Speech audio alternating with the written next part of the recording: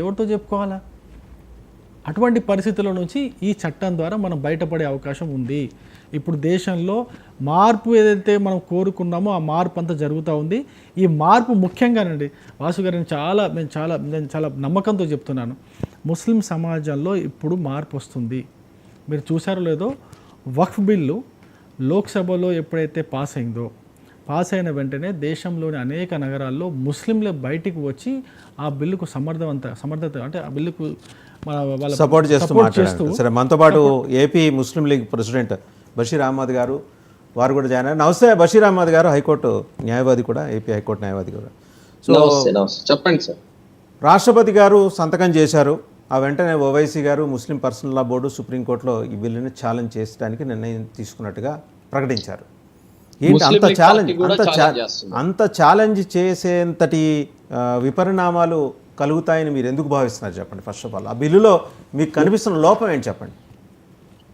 Bill పూర్తిగా లోపం, అది రాజ్యాంగ విరుద్ధం, చట్ట విరుద్ధం.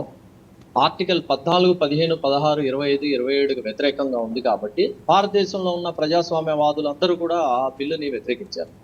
ఇప్పుడు నిరంతరం రాముడి పేరుతో భజన చేసే ఈ దేశద్రోహ ఆర్ఎస్ఎస్ బీజేపీ వాళ్ళకి నేను ఒకటి చెప్తాను చూడండి.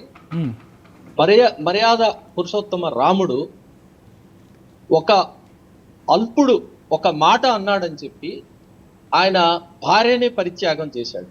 ఒక అల్పుడు ఒక మాట అన్నాడని చెప్పి, రైట్? అలాంటిది మరి నిరంతరం రాముడు మా దేవుడు, రాముడు రాముడు అని చెప్పి ఈ ముసలి కన్నీరు కార్చే ఈ ఆర్ఎస్ఎస్ బీజేపీకి సంబంధించిన వ్యక్తులు దేశవ్యాప్తంగా ప్రజాస్వామ్యవాదులు వక్ఫ్ జోలికి వెళ్ళబాక, వక్ఫ్కి సంబంధించిన బిల్లు ప్రవేశపెట్టబాక అని చెప్తే మరి దాన్ని పరిగణలోకి తీసుకోలేదు అంటే వీళ్ళు రాముణ్ణి ఏ విధంగా ఫాలో అవుతున్నారని చెప్పేసి ముస్లిం లీగ్ పార్టీగా నేను ప్రశ్నిస్తున్నా. రాముణ్ణి వీళ్ళు ఫాలో కావడం లేదు.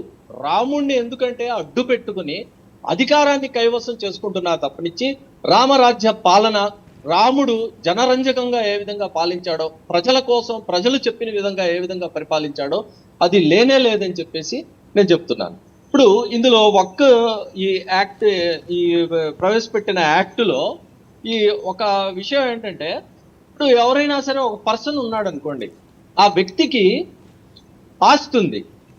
ఆ వ్యక్తి ఇర్రెస్పెక్టివ్ ఆఫ్ రిలీజియన్తో సంబంధం లేకుండా నేను దీనిని ఒక దర్గాకో, ఒక మసీదుకో, ఒక కబ్రస్థాన్కో నేను ఇస్తున్నాను అని చెప్పి ప్రకటిస్తే అది ఒక 5 ఏళ్ళ దాకా ఇవ్వడానికి వీల్లేదట. ఇప్పుడు అక్కడ ఏమైంది, ఆ వ్యక్తికి ఉన్నటువంటి హక్కు, ఆస్తి మీద అతనికి ఉన్న హక్కు, ఆ హక్కు అంటే ఏంటి, అతను ఏదైనా చేసుకోవచ్చు, అమ్ముకోవచ్చు, విధ్వంసం చేసుకోవచ్చు, దాన్ని వదిలేయచ్చు, ఎవరికైనా దానం చేయొచ్చు. మరి దానం చేయడానికి వీల్లేదు అని చెప్పేసి అడ్డుపడ్డానికి ఇది రాజ్యాంగబద్ధమా? ఇది రాజ్యాంగం ఒప్పుకుంటుందా? ఒక వ్యక్తికి ఉన్నటువంటి హక్కుని దీన్ని వ్యతిరేకించడం కాదా అని చెప్పేసి నేను ప్రశ్నిస్తున్నాను.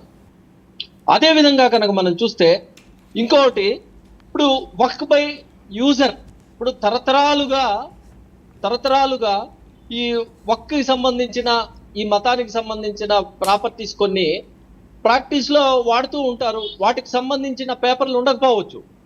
ఇప్పుడు 1000 సంవత్సరాల క్రితం, 1500 సంవత్సరాల క్రితం కనుక మనం చూసేటట్టయితే ఈ పేపర్లు, ఈ రిజిస్ట్రేషన్లు ఇవన్నీ లేవు కదా, ఈ వాడుతూ ఉంటారు. సరే, ఒక నిమిషం మీరే మాట్లాడండి బషీర్ గారు. 1000 సంవత్సరాల క్రితం, 1500 సంవత్సరాల క్రితం ఎక్కడి నుంచి వచ్చారండి మీరు? 1000 సంవత్సరాల క్రితం, 1500 సంవత్సరాల క్రితం మీరు ఎక్కడి నుంచి వచ్చారు? మేము భూమిపుత్రులం అండి. ఇక్కడ ఉన్న వాళ్ళందరూ భూమిపుత్రులే. మేము భూమిపుత్రులం. మేము మీరు ఎక్కడి నుంచి వచ్చారని అడుగుతున్నా. అంటే మీరు క్లెయిమ్ చేస్తున్న వక్ఫ్